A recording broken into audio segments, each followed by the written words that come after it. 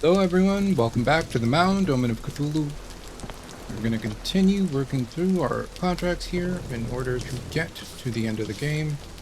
Of course, we're going to look for basic contracts since we're hunting for the logbooks. I'm going to take this since it has a bow and arrow. Of all the weapons, I think that's Wealth by divine the best right one when it belongs comes to those range. who know what to do with it. So we're going to be doing a couple of maps today. Starters, the Hollowed Hills. It has a cursed relic on it. So I'm going to show you how to get to the cursed relic.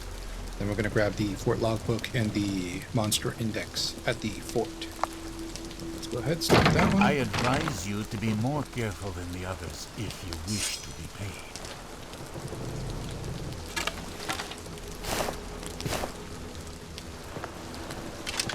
The helmet because I don't really care for using the body armor. It slows you down. Target stamina a lot. I know that there was a recent patch that actually addressed a few things, which was really awesome. For starters, if you have a melee weapon, not like the little dagger, but a regular melee weapon, large sized, you can hold Q on PC to block, which is nice. I haven't done a ton of experimenting, but I know that the block does nullify all damage. At least it did during the times that I used it online. Let's see here. To start off, we're just going to go left, apologies, right at the fort. We're going to cross this bridge. And we're going to follow kind of like the ridden path here for a bit.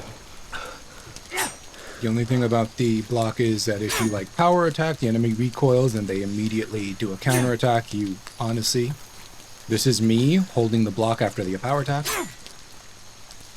It's incredibly slow and like staggered. You're never going to actually be able to use it quickly. It's something that you kind of have to block first if you're anticipating an attack.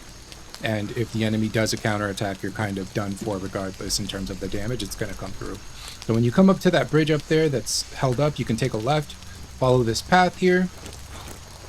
And at this point, you can turn right. I believe there may be an idol or a chest the opposite way.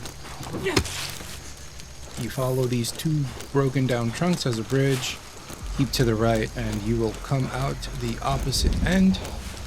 So you can go ahead and drop the bridge for the wagon. Turn around, and again, you're following kind of like the ridden trail. Most of the time, especially when I was kind of new to the game, I learned relatively early on that the main trail will kind of get you wherever you need to go if you're looking for a fort logbook. And you see there, I blocked the attack, I took some damage. He does his dash attack, it looks like he disarmed me in the process. And bam, I just took out a fishman, which is honestly probably one of the harder enemies to fight without taking any damage from them. So it's a huge improvement despite being limited in how quickly you can use it, and it definitely opens up the combat a bit more, makes it a bit more manageable if you don't have like an axe or a weapon that helps you stay away and avoid damage. So following the trail again, when you get past that weird creature carving, we can take a right and jump up these two little steps here.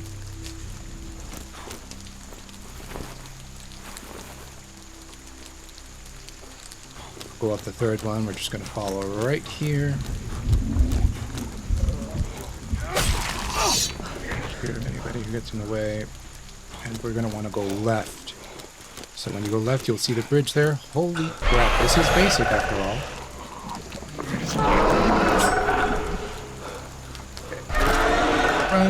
Run. We're going to stick to the left here. I'm going to go under this little underpass, and I'm going to have to do a bit of fighting.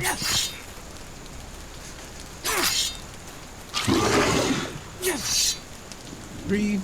That guy's down. The other zombies don't seem to have followed, but either way, you're going to go left at this cave junction, and you're going to loop. Follow left right up this hill, and again here, you're going to go left, and you're going to stay left, because we are looking for the Slave Finder as the next cursed relic. There it is. This lets you find humans or human-like creatures through walls, and there they are in red. So I believe this is helpful if you're looking for survivors on a map. Either way, you drop down, and we're again at this junction where you can... Hey. Okay. Alive? Yes, he's not anymore. We're back here where you turn left to go up now. You're going to go straight. You can take a right.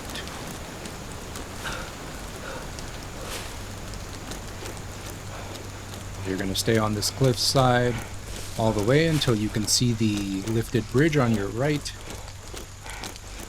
At this point, you drop that bridge, turn around, and you can just follow the road left. Apologies, you can follow the road right. It'll get you to the fort pretty quickly. It's not a hard map if you know where to go. And even once you complete it, just kind of exploring it, finding out where all the like secrets are and stuff like that, the more expensive lootables is definitely quite fun. But either way, you get to the gates here, and we've already made it to the fort. So we've got our creature codex right here. It's the bird.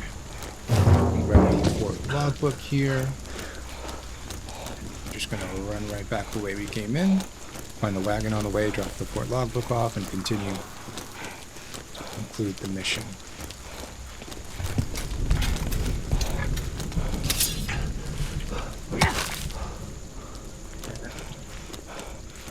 Oh, again, if you're somebody who's looking for treasure and hidden secrets and stuff like that, the map is open to you.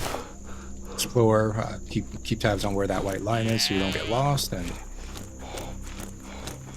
enjoy your time. For anybody else, you can just follow the white line all the way back to the boat and leave the mission with all the important collectibles, being the slave finder, which is, I think, usually useful when it comes to finding survivors if you're doing those missions. There was recently some time I spent online playing with others. I really ducked under that arrow. I spent some time online with some others. We did the Wreck of Lazaro. I believe both the, I think there was like a north and south entrance. Both entrances stated that a survivor was on the map, but we did each one at least twice and we didn't find it. I'm not sure if that's a bug. From what I saw of the ship, most people were there. I mean, he had people there that I haven't even seen come up in my own playthrough. So it seems like he was very thorough in collecting survivors, and yet he still had a couple of missions for them. So I'm not sure if there's a bug currently in regards to finding survivors, but definitely good to use the slave finder if it's not bugged, because it'll help kind of pin them out across the map. Another cool thing to note is you can see above my health bar down below there is a stamina bar now. You block, you can clearly see that stamina stops regenerating, so that is something that you can kind of take into account if you're fighting. It's also good to know whether or not you're kind of cutting it close, if things are getting kind of hairy around you and you notice that your stamina bar is empty because you don't actually stop running when you're out of stamina. I'll show you right here. You get that kind of longer bar to let you know that you're out. When you pause, it does take a few seconds before it actually starts ticking your stamina back up, so definitely keep that in mind. I believe it affects how frequently you can attack. Are you ready to return? I know with the spear specifically, there are 2 attacks associated with a basic swing. If you double click it, if you're out of stamina, I believe it only does 1, and you need to recover before you can swing again. So definitely plays a role in combat overall. If you're playing with friends or you're playing alone and you really want to dive into from a fighting. journal that contained the words of the learned lady Inés de la Cueva, whose story was entwined with that of Zamacona. Really want to dive into kind of fighting all the enemies and seeing what the game has to offer.